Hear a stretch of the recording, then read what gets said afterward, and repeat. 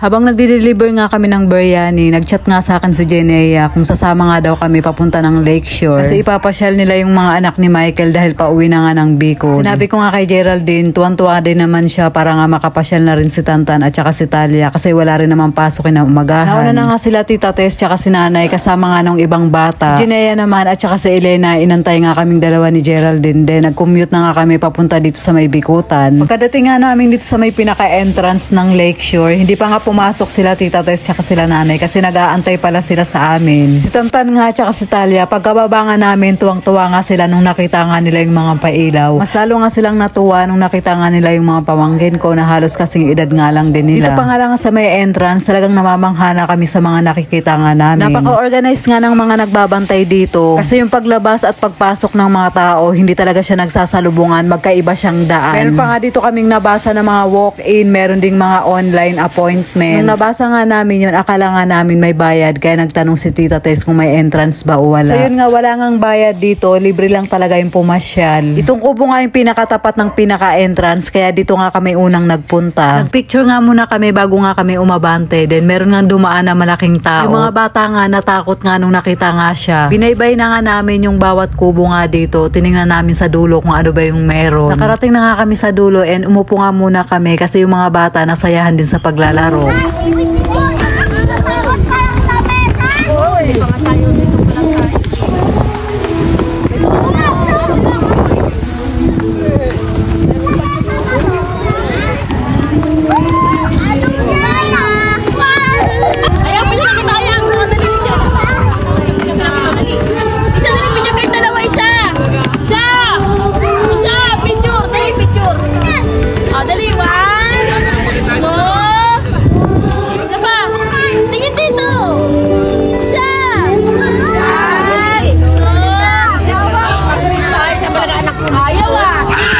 Nagchat nga si Marinel sa group namin. Nandito rin pala sila kaya hinanap nga nila kung nasaan kami nakapwesto. Habang naglalaro nga yung mga bata, naisipan nga nilang mag-TikTok.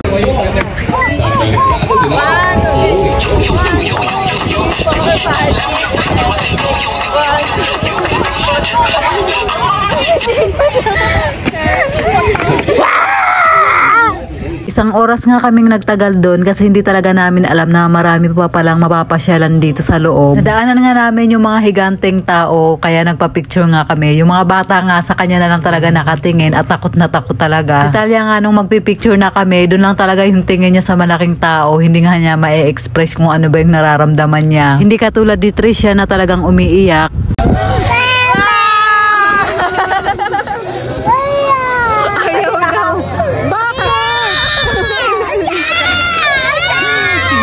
Pati na rin nga si Jenea at si Renz, nagpa-picture na rin nga sila doon. Mabante nga ulit kami ng lakad, nakakita nga kami ng train. Pero hindi siya sa riles umaandar kundi sa kalsada. Nung nalaman nga namin na wala siyang bayad, nakipila na nga kami para nga makasakay din kami. Halos na occupied nga namin yung dalawang booth kasi nga ang dami nga namin. Pagkaandar nga, yung mga kasama ko, ginawa nga nilang horror train kasi sigaw sila ng sigaw habang umaandar.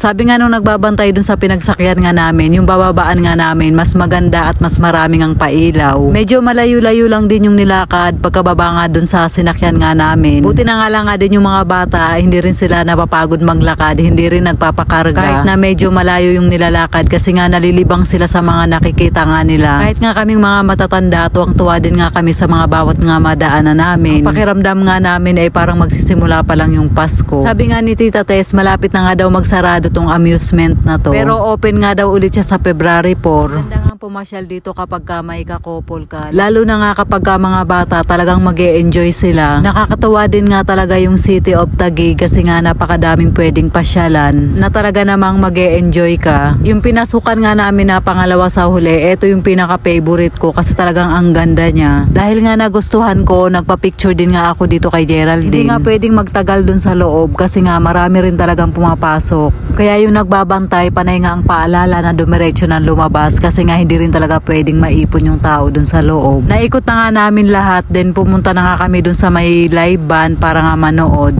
Then nilabas na nga ni Tita Tess yung mga baon niyang chichirya. 2 eco bag nga yung dala niya. Maya-maya nga sinita kami nung nagbabantay na bawal nga daw yung pagkain na hindi binili dito sa loob. Pagkatapos nga nun, umuwi na rin kami. Then dumaan muna nga kami dito sa may Tapsihan para dito na nga kami maghapunan. So yun na guys, hanggang dito na lang po yung ating video for today. Maraming salamat po sa inyong panonood. Mag-iingat po kayo palagi. God bless and babush!